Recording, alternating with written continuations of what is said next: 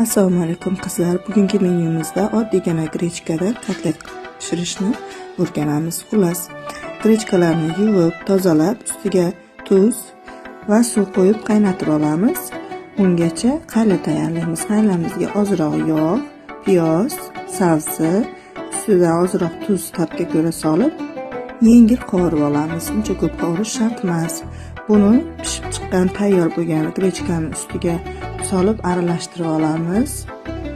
Aralashib bo'lgandan keyin tabga ko'ra o'zingiz xohlagan ko'katlardan solib uni ham aralashtirib olamiz va blenderingiz bo'lsa blender qilib ezib olasiz. Agar blenderlar yo'q bo'lsa, mana shunaqa qilib misarovkadan chiqarib olsangiz ham xuddi blenderdaqa bo'lib ezilib chiroyli bo'lib chiqadi.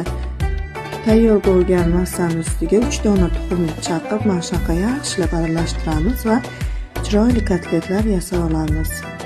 Kotletlarimizni tavada ozroq yog'ni ustiga mana shunaqa o'rta qalinlikda qilib tuzib olamiz. Yog' o'zingizga, xohishingizga bog'liq. Xohlasangiz rastitsilni, xohlasangiz skivichnikda qovurib olishingiz mumkin. Qovurish vaqtida krishkani yopib pishirishingizni tavsiya qilaman. Unda ichlari ham pishib, mana shunaqa ham shishib, chiroyli bo'lib chiqadi. Mana qizlar, bir ko'rishda go'sht kotletiga o'xshab chiqadigan kotletlarimiz tayyor bo'ldi. Buni ustiga mayonez, smetana xohlagan narsangiz bilan qo'shib yeyishingiz mumkin.